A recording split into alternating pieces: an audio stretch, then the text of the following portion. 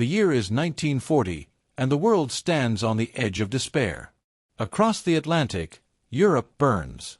Factories in Germany roar day and night, forging machines of war that thunder across the continent. Luftwaffe squadrons dominate the skies, and blitzkrieg has made entire nations crumble in weeks. To many, the outcome feels inevitable. The Axis will not be stopped. Now shift your gaze to the United States. At that moment, America's military is ranked only 17th in the world, smaller than Portugal's. Its air arm is a fledgling branch, flying outdated biplanes and underpowered fighters. Journalists scoff at the idea that the U.S. could ever challenge the seasoned industrial might of Europe. One British observer, watching America's aircraft plants in 1940, muttered that they looked more like workshops for hobbyists than arsenals of war. The laughter was loud, the skepticism universal. But the laughter did not last. Pull back the curtain and witness the awakening of an industrial giant. The clatter of typewriters turned into the roar of assembly lines. Auto factories that once produced sedans now stamped out wing spars and fuselage panels. In Detroit, the same engineers who perfected the moving assembly line for cars applied it to bombers. Where once a single aircraft took months to complete, soon a new B-24 Liberator rolled off the line every single hour. Imagine the sight: hangars filled wall to wall with aircraft, engines gleaming, propellers spinning in synchronized rhythm. It was not merely production, it was choreography on a national scale. Step closer. Walk through the factories where men in coveralls riveted steel, and women, Rosie the riveters, drilled, welded, and wired the guts of machines that would fly halfway across the world. The smell of hot oil and paint mingled with the metallic sting of freshly cut aluminum. Sparks flew, machinery pounded, voices shouted over the din. A foreman might raise a stopwatch, timing each stage of construction as wings met fuselages, as cockpits filled with instruments, as bomb bays yawned open ready for war. Now closer still. Picture a row of brand-new P-51 Mustangs, polished, armed, and lined like silver arrows waiting to take flight.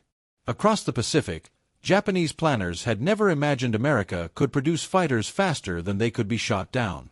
In Berlin, German commanders dismissed the numbers as propaganda, until formations of hundreds of bombers and escorts darkened the sky above their factories. Industrial might had become a weapon as decisive as any cannon or bomb. This was the miracle the world never expected, a nation underestimated as unready, suddenly producing aircraft not by the dozens, but by the tens of thousands. The joke about American softness evaporated beneath the roar of engines that never stopped turning. Factories became front lines, and production lines became battlefields where victory was measured not in territory, but in output. Stay with us, because in this episode we'll uncover how sheer production, the silent thunder of machines, rivets, and steel, reshaped the very course of World War II. You'll see how numbers, discipline, and innovation turned ridicule into fear, and fear into Allied victory. If you want more cinematic explorations of history's turning points, subscribe to the channel, share this with a friend who loves aviation stories, and join us on this journey. Because sometimes, the greatest weapons are not on the battlefield, but in the factories that never sleep. In the shadow of Europe's collapse, the year 1940 marked a turning point not only for nations at war but for the very concept of industrial strength. Across the Atlantic, the United States was still an observer, watching from afar as France crumbled under blitzkrieg and Britain fought desperately for survival. To American citizens, the storm was distant, but to strategists in Berlin and Tokyo, it was an opportunity. They looked at America's army, small, underfunded, scattered across the continent, and dismissed it as little more than a paper tiger.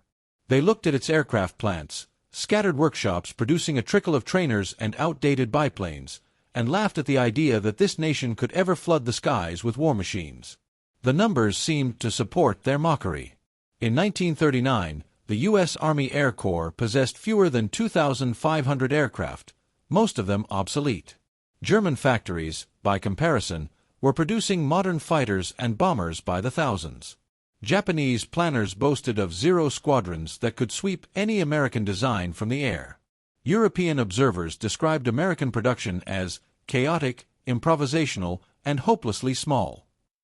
In Washington, even senior officials admitted that if war came, the the United States would need years to prepare. The Axis powers counted on that delay. Yet beneath the surface, something was stirring. The United States was not yet a military giant, but it was an industrial colossus in waiting. Automobile factories lined Detroit. Steel mills glowed day and night in Pittsburgh. Railroads linked coast to coast, capable of moving goods faster than any other nation on Earth. The question was not whether America could build machines of war, but whether it could redirect its vast peacetime economy quickly enough to matter. The problem was scale. Building cars, refrigerators, and radios was one thing. Building heavy bombers and long-range fighters was another. Aircraft required precision tolerances, specialized materials, and skilled labor unfamiliar to many workers. Factories would need to be redesigned, workers retrained, supply chains reshaped. And all of this had to happen under pressure, with Europe pleading for help and enemies betting that America would drown in its own inexperience. Reporters who toured the first retooled factories in 1940 were unimpressed. One famously described an aircraft assembly line in California as a circus of confusion, with more men scratching their heads than turning wrenches. Skepticism spread. How could a nation that had never mass-produced a heavy bomber possibly build them fast enough to make a difference? Critics compared it to trying to build battleships in a backyard garage. But history would prove the skeptics wrong. The context of this transformation was not only industrial but political. President Franklin D. Roosevelt declared America the arsenal of democracy and pushed for production goals that sounded absurd at the time: 50,000 aircraft per year. Military officers scoffed, economists called it fantasy, and foreign observers saw it as propaganda. Yet factories began to hum with new contracts, and engineers from the auto industry applied their assembly line genius to aviation. Henry Ford himself took personal pride in proving that bombers could be built like cars, faster and cheaper than anyone imagined. Still, the challenge remained monumental. The United States had to overcome bottlenecks in aluminum, shortages of skilled machinists, and the sheer complexity of building aircraft that had never before been produced on such a scale. For every success story, there were setbacks: prototype designs that failed, engines that overheated, wings that cracked under stress.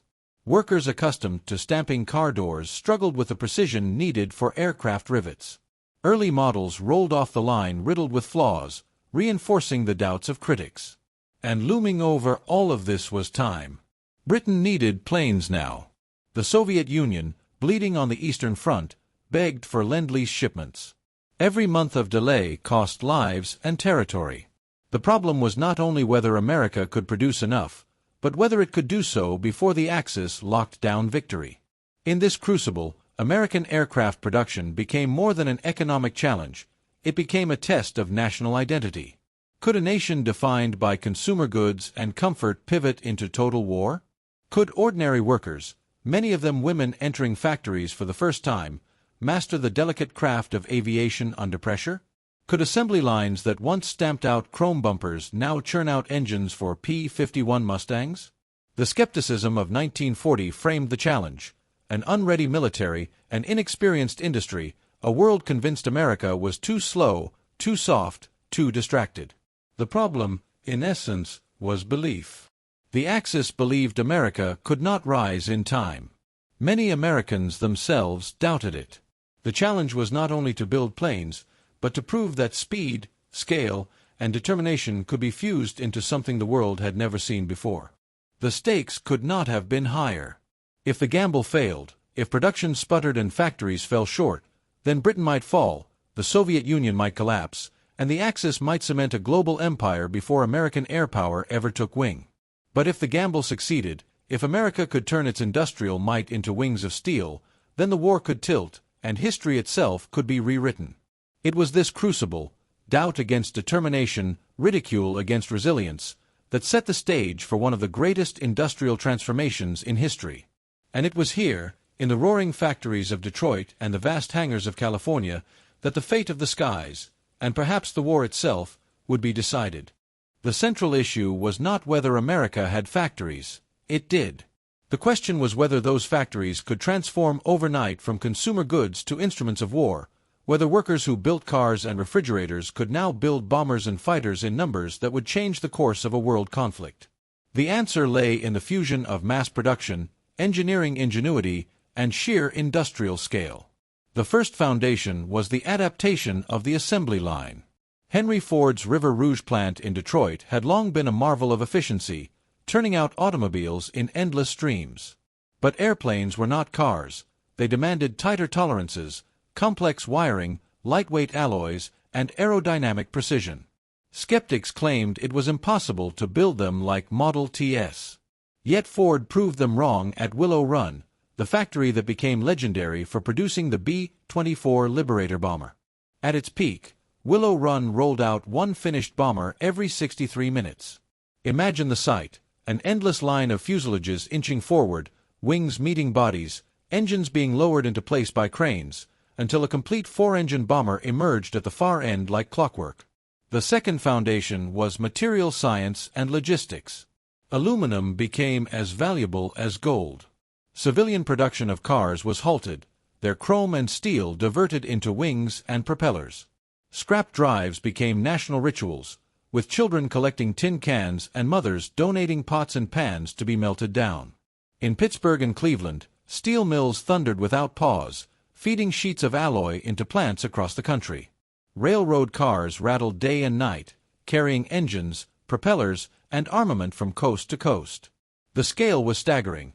By 1944, America was producing nearly 100,000 aircraft per year, a figure that dwarfed the combined output of Germany and Japan. Equally critical was labor. The mobilization of women into the workforce, immortalized as Rosie the Riveter, was not simply propaganda, it was necessity. With millions of men in uniform, women became riveters, welders, and machinists, mastering trades once closed to them. Their hands assembled cockpits, wired radios, riveted skins, and packed parachutes. Factories became melting pots where immigrants, African Americans, and women worked side by side. Training schools sprang up across the nation, teaching skills in weeks that once took years. The war did not wait for perfection. It demanded competence now. The third foundation was standardization. Aircraft production before the war had been artisanal, with each plane almost a unique creation. Wartime necessity forced a revolution in interchangeable parts. Bolts, rivets, engines, and instruments were standardized so that any component could be swapped with any other. This allowed production lines to run continuously, allowed field repairs in muddy European airfields, and transformed aircraft into truly mass-produced weapons.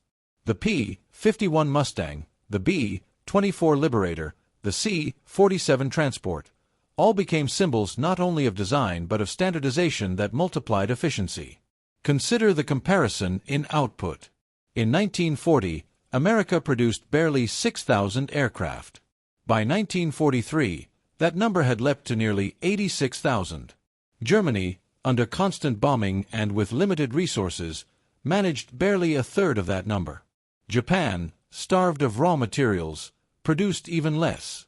The sheer scale meant that for every German fighter lost, 2 or 3 American aircraft arrived to replace it. Numbers became their own weapon, overwhelming even the most skilled enemy pilots. Yet scale alone would not have been enough without coordination. Factories were linked into vast networks, each specializing in components. A wing built in California might meet a fuselage from Michigan and engines from Connecticut, all assembled in final plants spread across the country. This logistical ballet required planning on a scale never before attempted, and it worked. By late 1944, American production was so efficient that stockpiles of aircraft sometimes exceeded the ability of training schools to provide pilots. The final piece was adaptation. Early production suffered flaws: B-24s with structural weaknesses, engines prone to overheating, armament configurations that proved inadequate. But feedback loops between the front lines and the factories became rapid. Crews reported failures, engineers corrected designs, and new models rolled off lines with improvements in weeks rather than years. This cycle of feedback and iteration was itself an innovation, turning the entire industrial system into a living organism that learned and adapted as the war evolved. When one looks at photographs of Willow Run or Douglas Aircraft's massive plants in California, The scale almost defies imagination. Thousands of workers, rows of aircraft stretching into the distance, the roar of engines being tested in hangars big enough to house battleships. It was an empire of production. And it was this empire, underestimated and ridiculed in 1940, that by 1944 had become the decisive factor in the global balance of power. The miracle of American aircraft production was not only speed, but scale married to diversity. Unlike nations forced to concentrate on a handful of designs, the United States built fleets tailored to every need. Heavy bombers like the B-17 and B-24 hammered factories in cities. The sleek P-51 Mustang escorted them deep into enemy territory. The rugged P-47 Thunderbolt became a workhorse of ground attack, and the humble C-47 Dakota carried paratroopers, supplies, and hope across oceans. Each type had its own factory lines, its own engineering challenges, and yet the system produced them simultaneously in staggering numbers. The Mustang is a perfect example of this marriage between design brilliance and industrial muscle. Born of Anglo-American collaboration, its true potential was only unlocked when married to the Packard-built Rolls-Royce Merlin engine, itself produced under license in American factories. What had begun as a limited fighter became a long-range escort that gave bombers wings of steel protection all the way to Berlin. It was not enough to invent such an aircraft. It required factories capable of building thousands, engines built with absolute precision, and logistics that ensured parts flowed without interruption. Industrial might turn a design breakthrough into a war-winning weapon. Bomber production carried its own complexities. The B-24 Liberator, though less romanticized than the B-17, was the most produced bomber in history, with over 18,000 units built. Its complex, high aspect ratio wing made it challenging to construct, yet assembly lines conquered even this difficulty. Engineers developed jigs, massive frames that held components in place, so workers could rivet with accuracy even if they had never touched an airplane before the war. These innovations reduced reliance on artisanal craftsmanship and allowed unskilled labor to contribute effectively. The lesson was profound. Technology had to be not only advanced but manufacturable by ordinary hands at extraordinary speed. Even transport aircraft became decisive. The C-47, derived from the civilian DC-3, was produced in such numbers that it reshaped logistics. These aircraft carried supplies over the Himalayas, dropped paratroopers into Normandy, and ferried wounded soldiers back to safety. In purely technical terms, the C-47 was simple compared to a fighter or bomber. But its mass production embodied the philosophy of utility. Not every machine had to be glamorous. Some only needed to be reliable, rugged, and available in vast numbers. This philosophy, of producing good enough aircraft at scale, was as critical as any single high-performance design. Another technical element was modularity. Factories embraced the idea of sub-assemblies that could be built separately and then joined seamlessly. A tail section built in one plant could be attached to a fuselage from another, with tolerances so precise that the pieces fit as if carved from the same block. This was not an accident but the result of standardization across the industry, a culture of engineering discipline enforced by necessity. In wartime, such modularity meant damaged aircraft could be repaired with interchangeable parts, reducing downtime and maximizing operational availability. If one compares these achievements to Axis production, the contrast becomes stark. German aircraft factories were dispersed, vulnerable to bombing, and often relied on skilled labor that could not be replaced quickly. Their attempts to innovate, jets like the Mi-262 or rockets like the V-2, drained resources without achieving the scale necessary to alter the balance. Japan, limited by resources and geography, could never match the output of American factories fed by the vast mines, mills, and railroads of the continental United States. Where the Axis chased marvels, the Allies built machines in numbers that overwhelmed even brilliance. But perhaps the most remarkable technical innovation was not mechanical at all, it was organizational. The War Production Board orchestrated contracts, prioritized resources, and balanced military needs with industrial capacity. Engineers, military officers, and factory managers worked in concert, often improvising solutions to bottlenecks in real time. When aluminum shortages threatened, substitutes were found. When labor shortages hit, training programs expanded. When a design flaw was discovered, updates were pushed directly onto production lines. This integration of feedback created an industrial ecosystem that was as adaptive as it was productive. By the end of the war, the sheer numbers told the tale. Over 300,000 aircraft built between 1940 and 1945, a volume so vast that even allies marveled at the output. Factories that once produced consumer goods had become war machines in their own right, turning raw materials into squadrons that filled the skies. No other nation had attempted such a feat, and none could have succeeded at such scale. The technical lesson is clear. War is not only won by innovation at the front, but by innovation at the factory.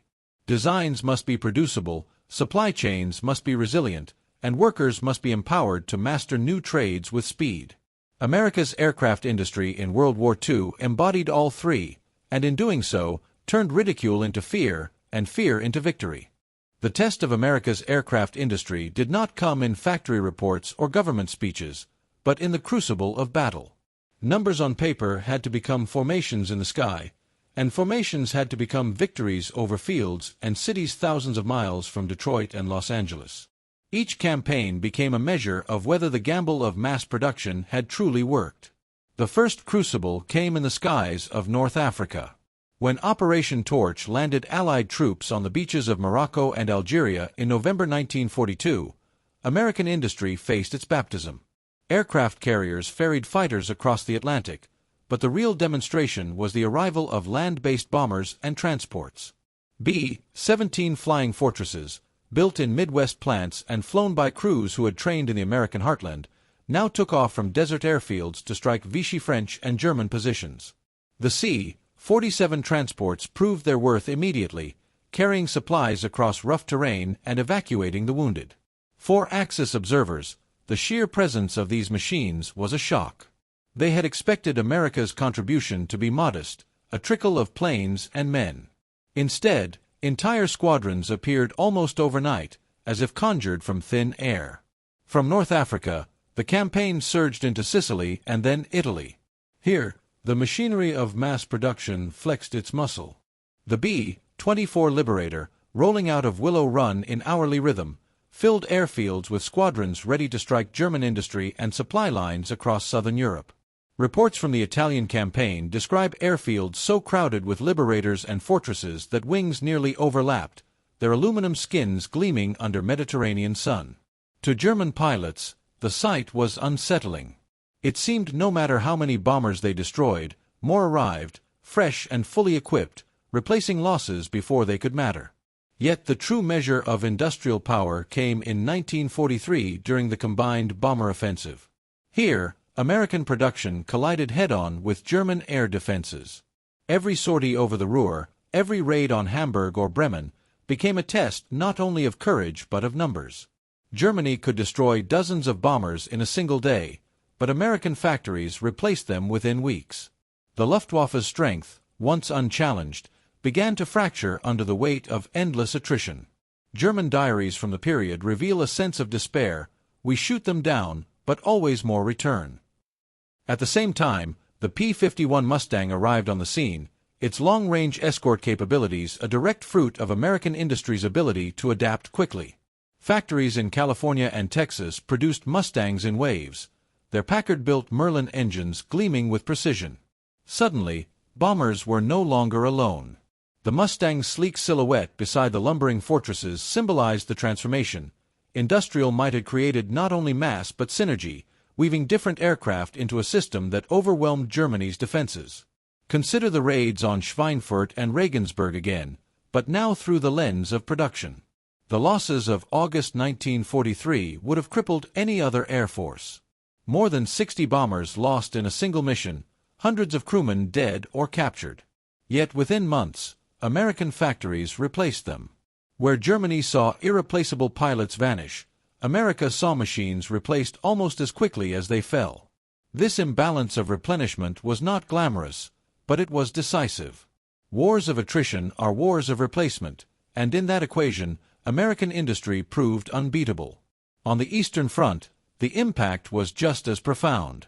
Under Lend-Lease, C-47 transports, A-20 Havocs, and even P-39 Airacobras streamed into the Soviet Union.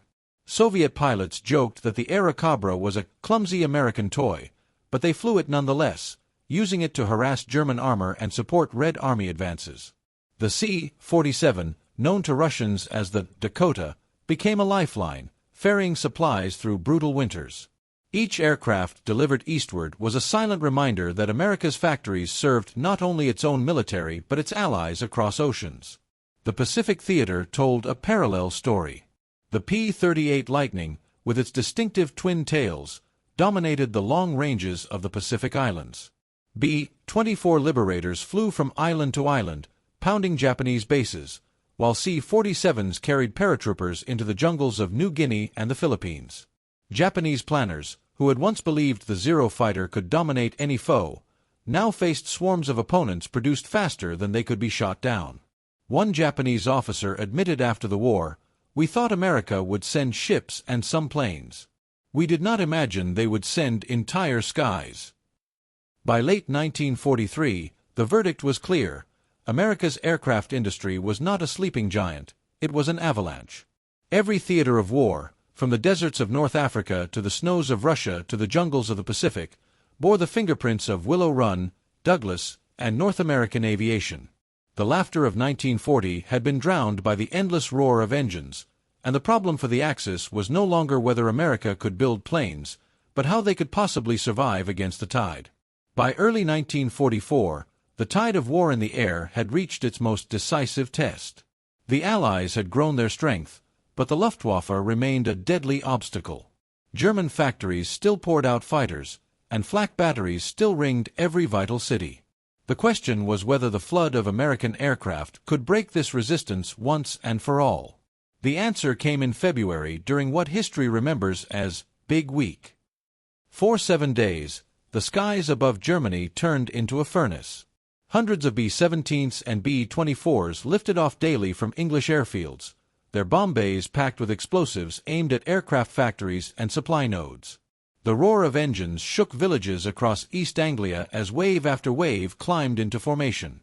In the bombers' cockpits, young crews tightened their oxygen masks, adjusted their heated suits, and steeled themselves for the gauntlet of flak and fighters. At their sides flew squadrons of P-51 Mustangs, sleek escorts that were now available in numbers unthinkable just months earlier. From Berlin's perspective, Big Week looked like an avalanche. Factories at Regensburg, Leipzig, and Augsburg, once secure behind the shield of German defenses, found themselves hammered day after day. Each time the Luftwaffe scrambled to intercept, they faced not isolated formations but endless streams of bombers reinforced by aggressive fighter escorts. German pilots, once confident, began to realize they were not just fighting squadrons but the entire weight of American industry translated into aluminum and firepower. The losses were brutal on both sides. Dozens of American bombers fell, crews bailing out into the cold winter skies of Central Europe.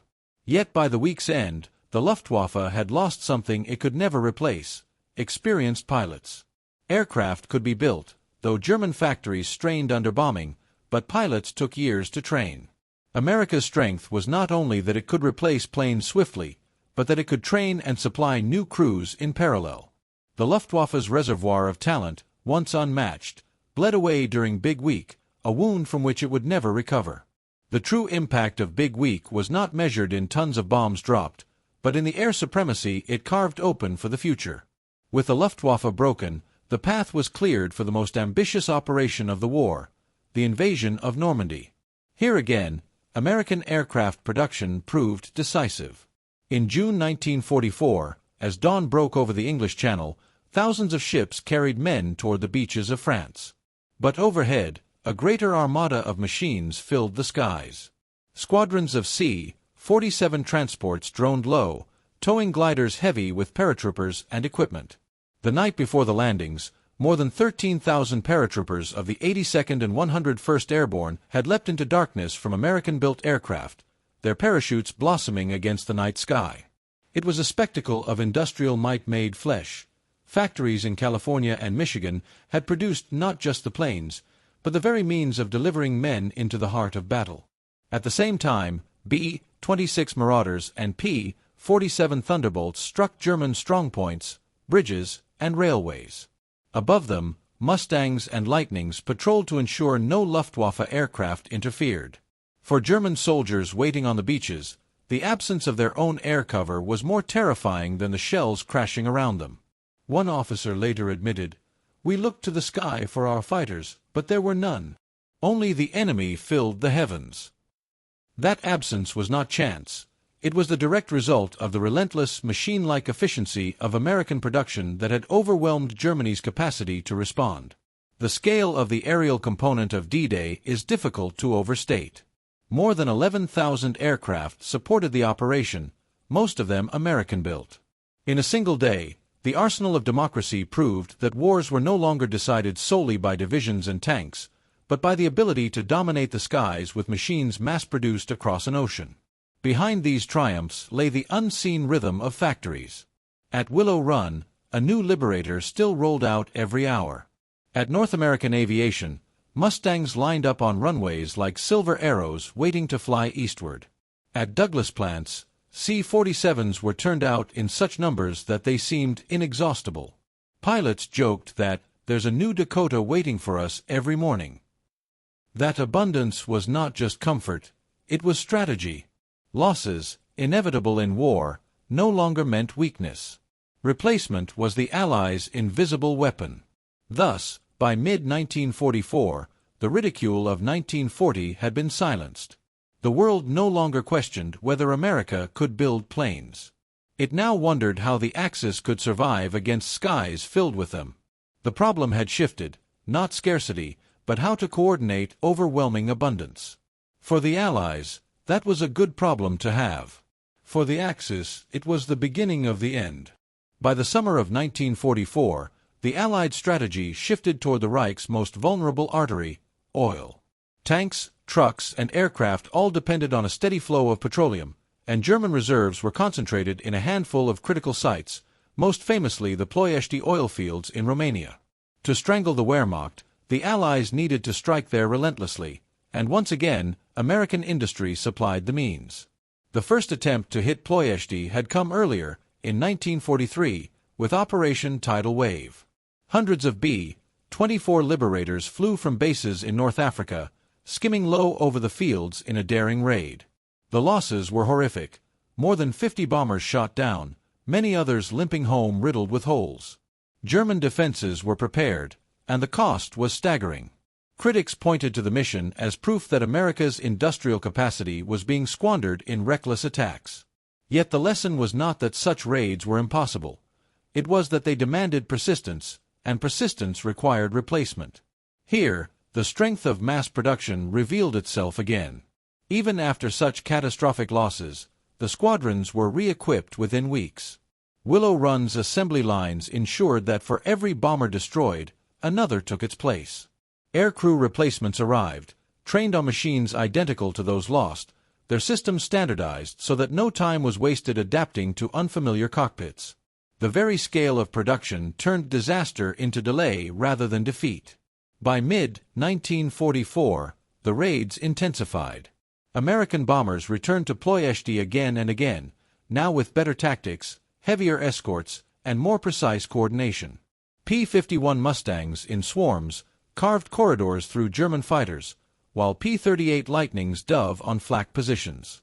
This synergy, made possible only because factories produced each aircraft in relentless quantity, began to bleed the oil fields dry.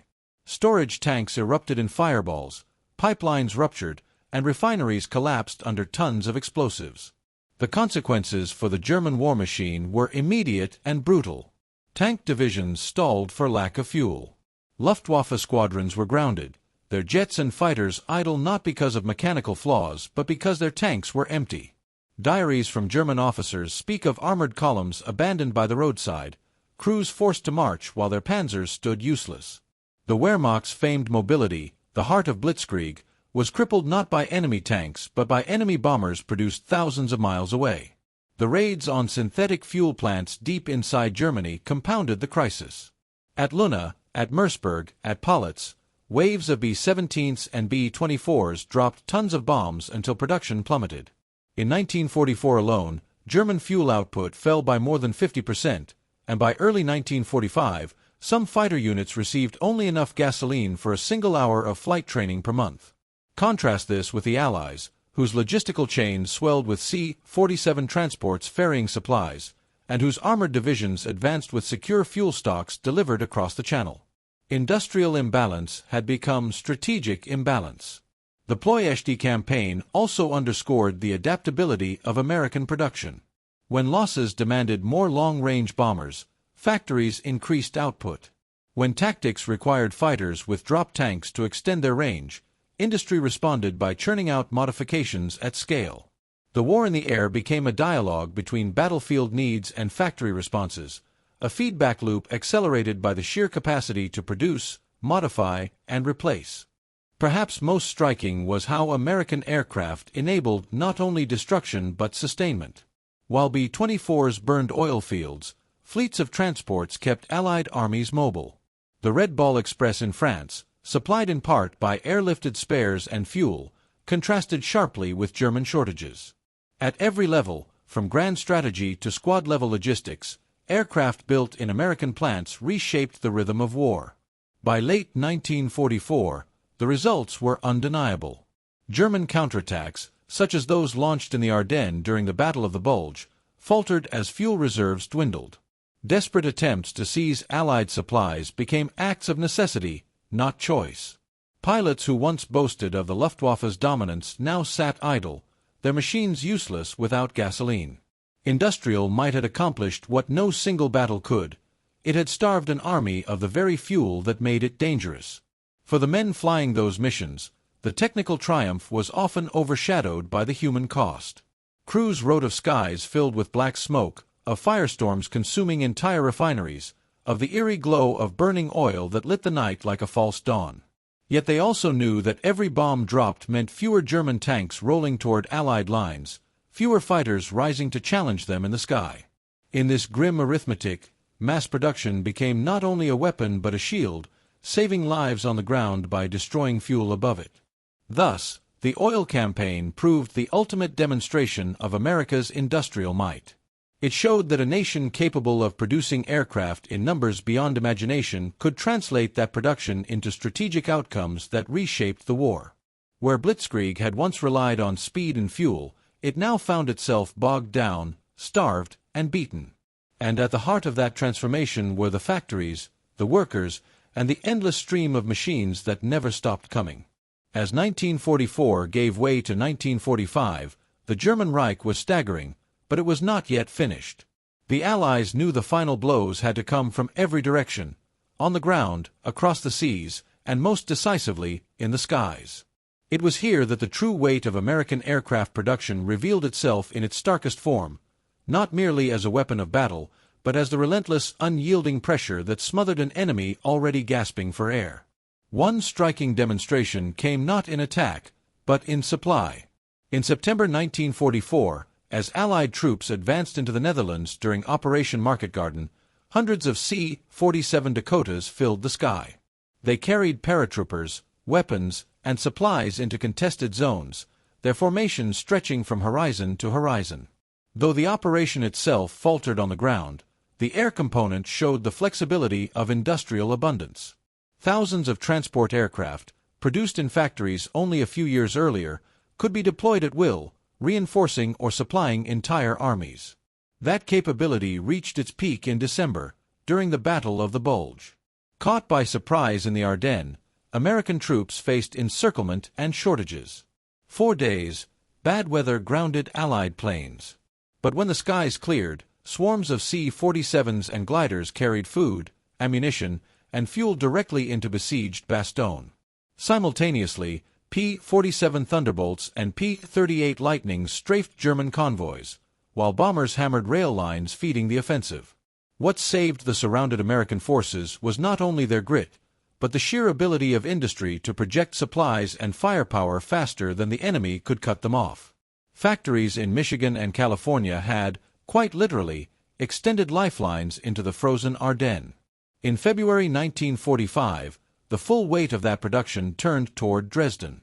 The raids, conducted jointly with the RAF, unleashed firestorms that consumed the city.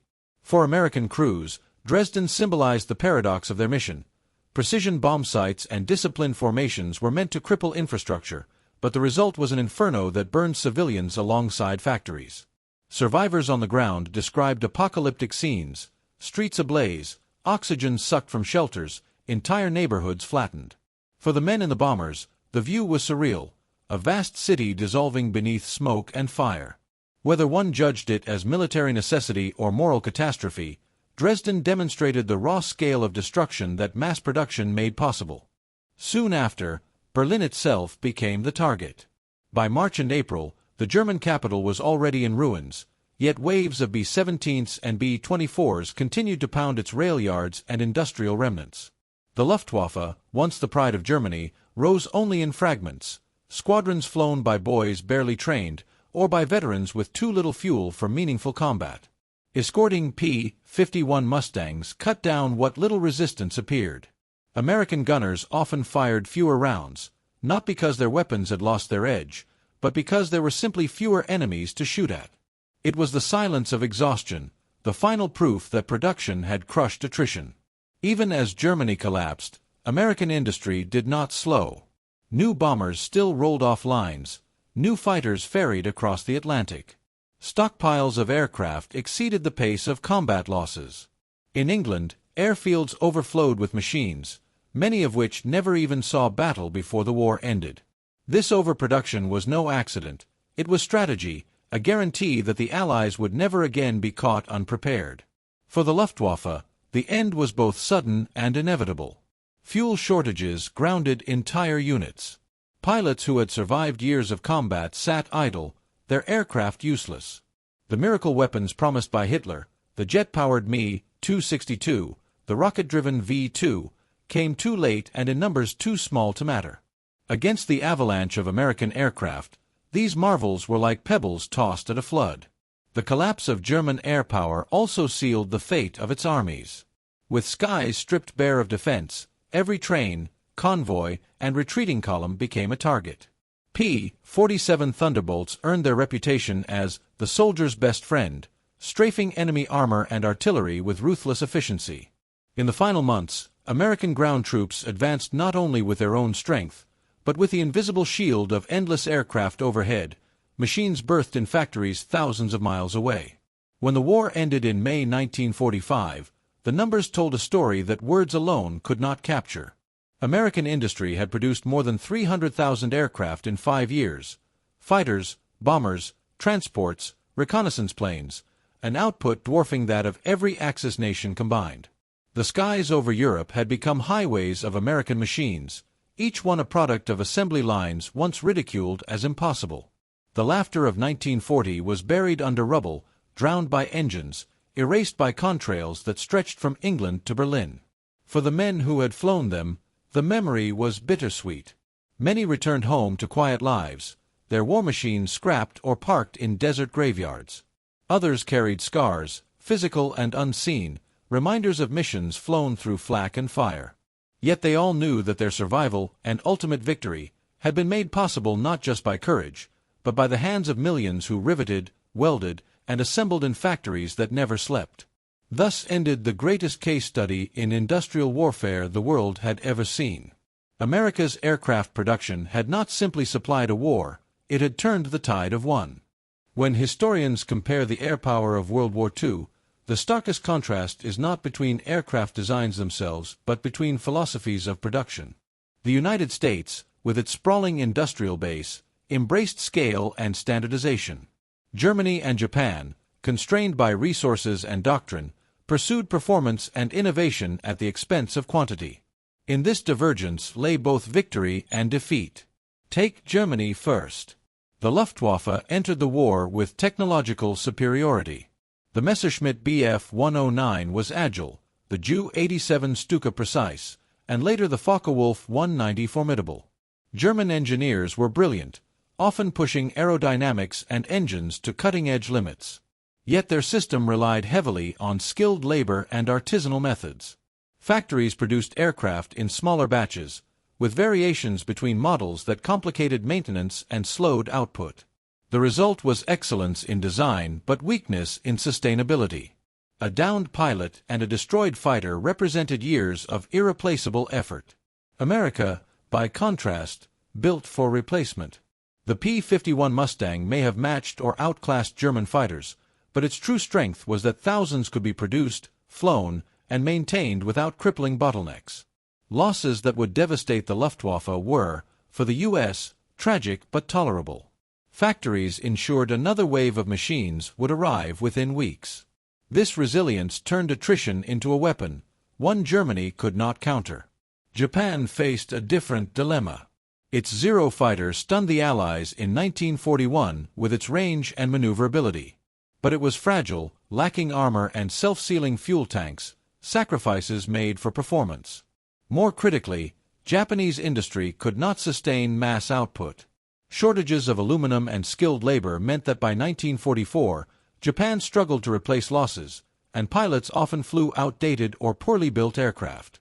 Meanwhile, American factories flooded the Pacific with P-38 Lightnings, F-6F Hellcats, and B-29 Superfortresses, overwhelming Japanese defenses not by finesse but by abundance. The mistake of the Axis lay not only in underestimating American production but in misjudging time. German and Japanese planners assumed that wars would be won quickly, before America's industrial might could mobilize. Blitzkrieg in Europe and rapid conquests in Asia were meant to secure empires faster than the United States could arm. For a moment, this seemed plausible. But once America's factories shifted into wartime rhythm, the assumption collapsed. The longer the war lasted, the more the balance tipped toward the side that could replace, adapt, and expand without pause. Even within the United States, mistakes were made. Early goals for 50,000 planes per year seemed absurd, and in 1941 many designs rolled off the line riddled with flaws. Factories had to learn on the job, and entire production runs were scrapped when prototypes failed. Operation Tidal Wave at Ploiești in 1943 revealed that industrial output could not compensate for poor tactics. Losses were unsustainable if strategy lagged behind production. The lesson was that abundance without coordination bled lives and machines needlessly. Yet America had the margin for error. The Axis did not. Another American misstep lay in overproduction. By late 1944, stockpiles of aircraft sometimes exceeded operational needs. Airfields overflowed with machines, many of which never flew combat missions. Critics later argued that resources might have been better balanced between aircraft, armor, and shipping. Yet even this inefficiency reflected strength. America could afford excess, while Germany and Japan could barely sustain essentials. For the Axis, the gravest error was clinging to technological marvels too late. Germany's Me-262 jet fighter, revolutionary in speed and firepower, arrived in 1944 but in too few numbers, with too little fuel, and with pilots too poorly trained. The V-2 rocket terrorized civilians but consumed resources that could have built fighters and flak guns. These wonder weapons became symbols of desperation, brilliance misapplied in a context where scale mattered more than novelty. Japan made similar miscalculations with kamikaze tactics, expending precious aircraft and pilots in one-way missions that inflicted fear but could not alter the balance. In retrospect, the comparisons crystallize into one core truth. The war in the air was not a contest of individual designs but of systems.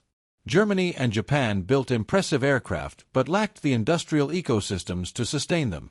America built an industrial ecosystem first, then filled it with designs that could be mass-produced, maintained, and improved continuously. This systemic strength turned production itself into strategy, a weapon that outlasted mistakes and absorbed losses until victory was inevitable. The final irony is that America's greatest advantage was the one its enemies most ridiculed. In 1940, German and Japanese leaders laughed at the notion of a country of consumers producing war machines. They mistook peacetime abundance for softness, assembly lines for fragility.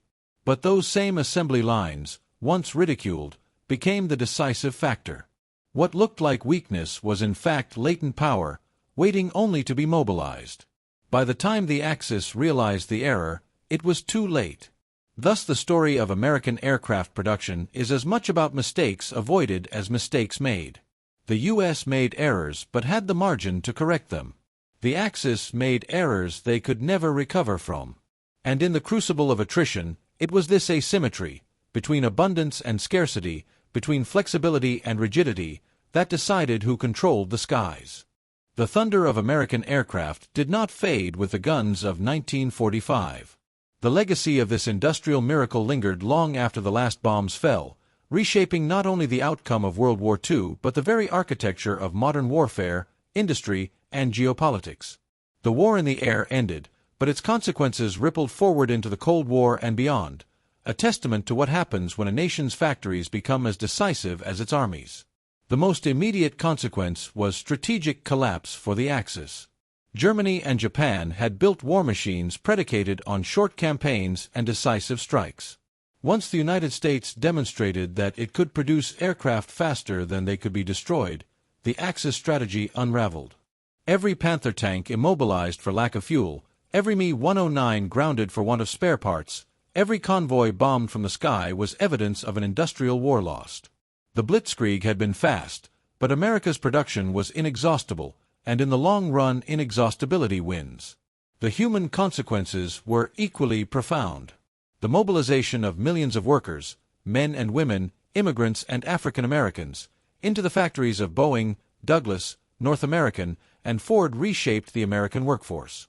Women who riveted fuselages and wired cockpits discovered independence and skill sets that outlasted the war.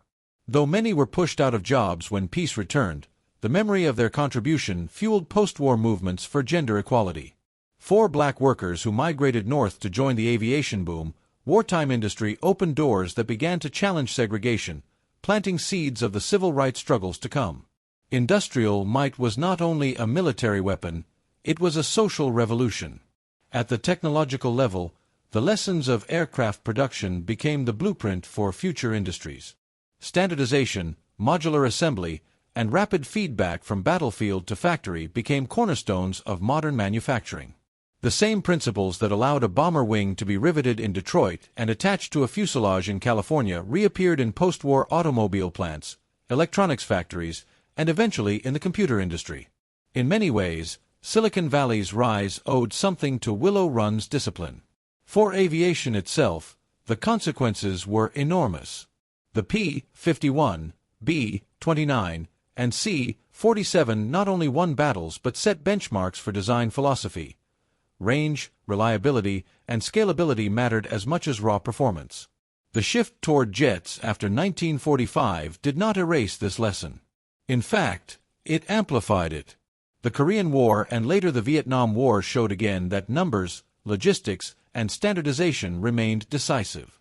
America's Cold War fleets of B-52 bombers and F-4 fighters were not just technological marvels, they were mass-produced marvels, built on the precedent set in World War II.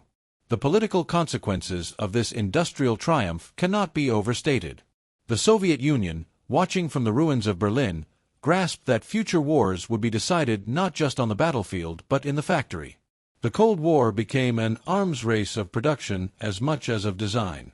America's wartime aircraft miracle was proof that a democratic, consumer-driven economy could outproduce a totalitarian state.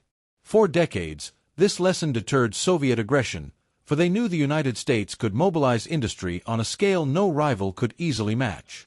But alongside triumph came moral reckoning. The bombing of Dresden, Hamburg, and Tokyo forced questions about the ethics of mass production when applied to destruction. When thousands of aircraft can be built and deployed, their power is no longer limited, it is overwhelming. Was such scale a necessary evil to defeat fascism, or was it a Pandora's box that forever blurred the line between military and civilian targets? The Cold War's doctrine of mutually assured destruction, built on fleets of nuclear-armed bombers, traced its lineage directly back to the skies of World War II. The very success of America's wartime production made it both shield and sword, protector and existential threat. On a cultural level, the memory of wartime production became mythologized. Newsreels of gleaming aircraft rolling off lines, of women smiling with rivet guns, of endless rows of fighters on airfields fed the narrative of the arsenal of democracy. This myth gave Americans confidence during the war and pride afterward. Even today, when a restored B-17 or C-47 flies at an airshow, the crowd sees more than a machine. They see a symbol of a nation's collective will. The hum of its engines evokes not only history but identity. Internationally, the consequences reshaped alliances. Lend-Lease aircraft sustained the Soviet Union and Britain, forging bonds of necessity that influenced diplomacy for decades. Post-war, American aircraft production capacity underpinned NATO's strategy. Allies trusted that in any crisis, the United States could again flood the skies with machines. Enemies, meanwhile, calculated their risks knowing they faced not only the American military but the factories behind it. The long-term economic impact was transformative. Wartime factories did not vanish. Many pivoted back to consumer goods, fueling the post-war boom. Aircraft plants shifted to civilian designs, giving rise to the modern aviation industry. Douglas DC-4s and Lockheed Constellations carried passengers across oceans once dominated by bombers. The same assembly lines that built machines for war now shrank the world in peace, making global travel accessible in ways unimaginable before 1939. Yet there was also loss in victory. Vast numbers of wartime aircraft, no longer needed, were scrapped in desert boneyards. Perfectly good Mustangs and Liberators were melted down, their aluminum recycled for peacetime goods. For veterans who had flown them, the sight was heartbreaking, machines that had carried them through fire reduced to scrap in orderly rows. But this too was part of the legacy, a reminder that the value of war machines is fleeting, while the industrial knowledge behind them endures. Perhaps the deepest consequence was psychological. Before the war, Americans doubted their ability to fight on distant continents. After the war, they believed in their capacity to shape global events. The success of aircraft production fed a broader belief in American exceptionalism, in the idea that democracy and industry combined could overcome any foe. Whether one agrees with that belief or not, it shaped foreign policy for generations, from Korea to Iraq.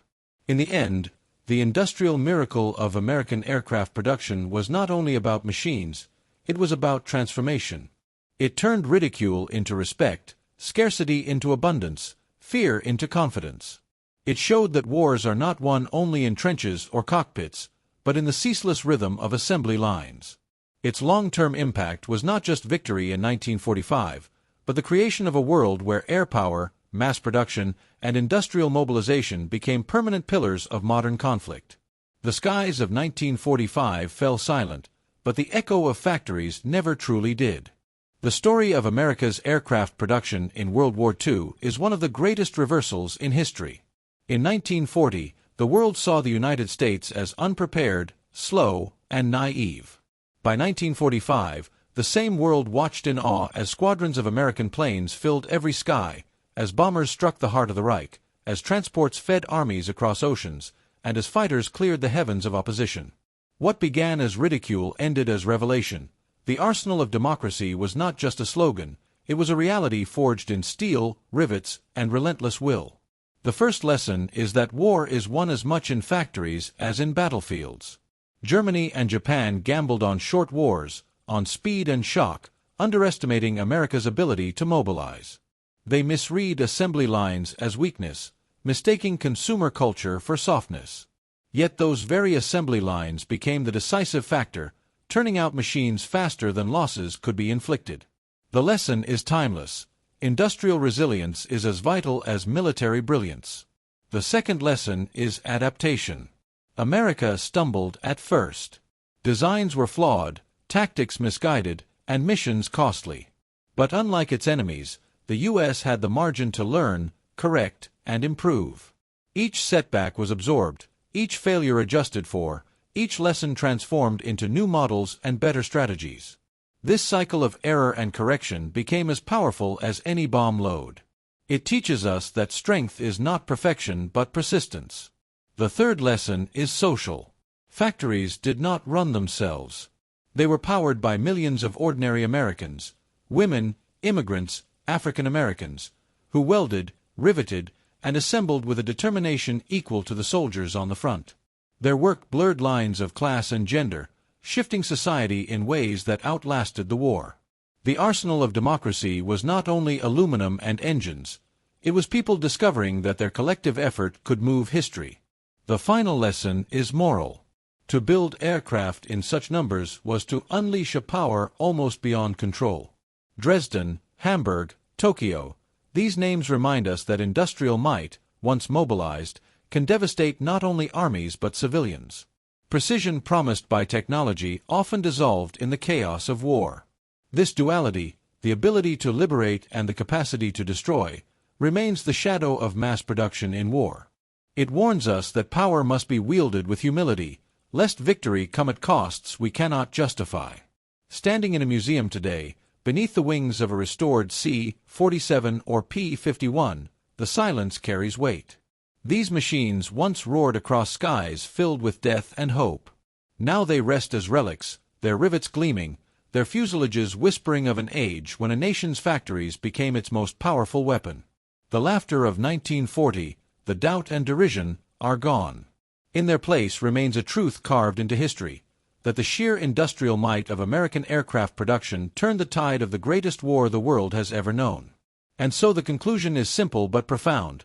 Never underestimate the quiet strength of industry, never mistake abundance for softness, never forget that wars are decided not only by courage but by capacity. America proved it once, and the lesson endures for every generation that follows.